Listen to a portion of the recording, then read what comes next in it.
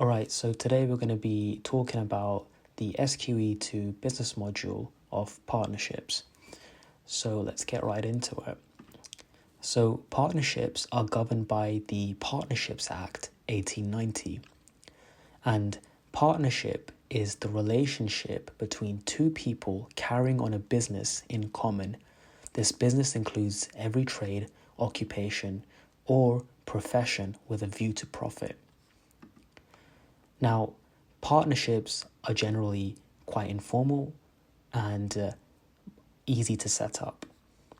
However, some of the disadvantages are that partnerships can only create fixed charges and not floating charges, and all of the partners in a partnership are fully liable for the debts, and a single partner can bind the entire firm. So, most partnership decisions are made on a simple majority vote, unless it is a decision that concerns the following. So under Section 24, subsection 7, introducing a new partner, Section 24, subsection 8, changing the nature of the business, and lastly, varying the terms of the partnership agreement itself. So all of these require unanimity. Now, moving on to some of the key sections of the Partnership Act. One of the key sections is Section 5.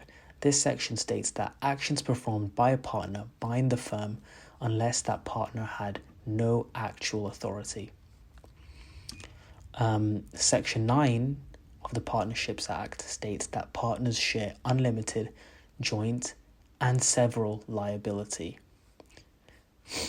And moving on to Section 14, which is very important also, it states that partners who hold themselves out to be partners when they may not be are liable for the debts and can also make the firm liable. And Section 17 states that incoming partners are not liable for issues which occurred prior to them joining the partnership, and outgoing partners remain liable for debts incurred before their retirement. Moving to Section 24, this states that partners share equally in the capital and losses, and creditors may pursue one partner if they wish to. And moving on to Section 26, this states that retirement, where there is no fixed duration, partners must give notice to all other partners to retire. This notice does not have to be in writing, nor does a reason have to be given. Section 26, subsection 1 states that partnerships can have no fixed duration. And Section 27 states that fixed-term partnerships which continue beyond the fixed term are assumed to continue on the same terms.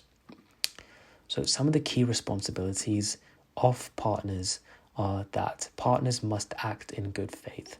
So under Section 28, partners must provide true accounts and full information of things affecting the partnership.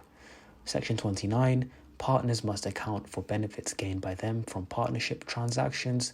And section number 30, partners must not compete with the partnership whilst they are a partner. Now, there are a few ways of dissolving a partnership. So a partnership will dissolve if, under Section 25, partners cannot be expelled, but under Section 26, a partnership will dissolve if a partner gives notice of retirement. Or under Section 32, a fixed duration of the partnership ends. Or under Section 33, a partner dies or is made bankrupt. And under Section 34, an event happens that makes the partnership illegal to continue on with. So let's move on to liability for partnerships, debts, types of questions. So the firm is liable for the actions of a single partner if they had actual authority or ostensible authority. If the partner had no authority, then the contracting partner alone is personally liable. Now, moving on. Under Section number 6, partners are always liable for actions they are properly authorized to continue. Meanwhile, under Section 5, partners may be liable for the actions of a partner who was not authorized but appeared to be. And for this, there is a two-part test. the first part is a subjective test and the second part is an objective test. So the objective test states that a transaction must relate to the type of business in which the firm is typically engaged in. And secondly, the transaction must be one which a partner in such a firm would usually have the authority to do so. Secondly, the subjective test states that the other party to the transaction must not have known that the partner did not have actual authority to act, and the other party must know or believe that the partner in question is a partner. So that's basically the subjective and objective test to identify if that a partner is liable for the actions of another partner who was not authorized but appeared to be. So no authority. So if the contracting partner had no authority, then the firm is not liable, but the contracting partner is personally liable.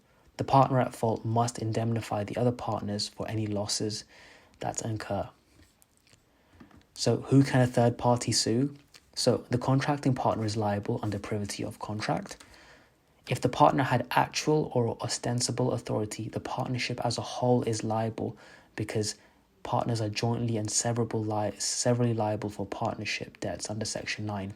So that means that we will refer to the subjective and objective test to identify if the partner had actual or ostensible apparent authority that the third party might have seen there to be.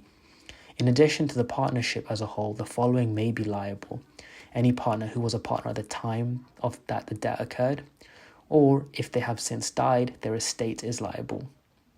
Any partner who's joined the firm, provided they have signed a novation agreement, they are not automatically liable. Any partner who left the firm before the debt was incurred, providing they have held themselves out as being a partner after leaving or failed to give appropriate notice on departure, can be liable.